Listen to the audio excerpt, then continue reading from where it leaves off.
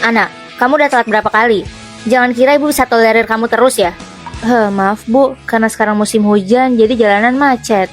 Karena dingin juga bangunnya jadi telat. Nanti lapor ke ruang guru ya. Aku iri banget sama kalian, tinggal deket di asrama. Terus enak masih bisa bangun siang. Aku kesiangan dikit udah pasti telat. Nani, kamu iri sama kita? Kamu jangan mancing ya. Kamu gak tahu aja kita itu sengsara. Sengsara? Enggak tuh. Emangnya kamu gak pusing apa? Lebih enak di rumah, punya kamar sendiri dan bebas. Justru, aku yang iri sama kalian karena anak tunggal. Pulang sekolah jadi bebas, gak kayak aku. Sampai ngitung hari libur biar cepet-cepet masuk lagi ke sekolah. Iya bener. Kenapa iri? Kamu iri karena rumahku kosong tiap hari? Atau iri karena orang tuaku pulang setahun sekali? Mau itu liburan atau perjalanan bisnis, tetap aja aku sendirian.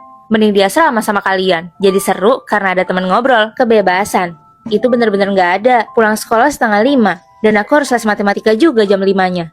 Terus jam 6-nya aku les nari. Terus jam 8 sampai jam 9-nya harus ngerjain PR sekolah. Jadi setiap harinya aku tidur paling cepet itu ya 11:30 malam. Iri. Buat apa? Bukannya itu bagus ya?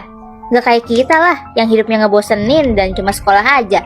Kalian sih enak, orang have semua. Apa enaknya coba? Daripada setia. Ayo semuanya, kita mulai pelajarannya ya. Anak, besok bawain 2 roti ya, tapi talangin dulu. Aku serius loh, kalian jangan ngomongin soal have atau enggak have. Kalian enak kan tinggal di asrama, biayanya langsung sebulan.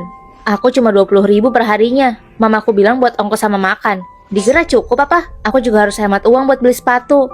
Gigiku aja perlu 6 bulan buat ditambal. Terus kenapa? Anak, kamu enak banget ngomong kayak gitu. 20.000 murni buat sehari kan? Kita dikasih uang bulanan buat semuanya. Beli makan, alat tulis, baju, kebutuhan lainnya. Akhir bulan baru kerasa krisisnya. Coba lihat dia. Gak usah dibandingin. Seenggaknya kita perlu ketemu kan sama orang tua setiap harinya. Ya itu menurut kamu enaknya. Kalau menurut aku asrama itu kayak penjara.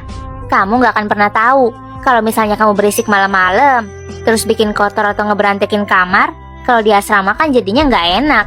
Kalau di rumah kan kita bisa bebas ngapain aja.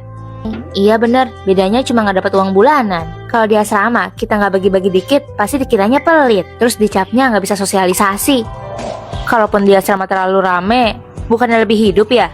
Itu lebih baik daripada cuma di rumah sendiri sama pengasuh. Iya. Menurutku, kebebasan tiap orang itu beda-beda. Seenggaknya mereka kalau suntuk bisa main-main di taman sekolah. Kalau kita bisa apa?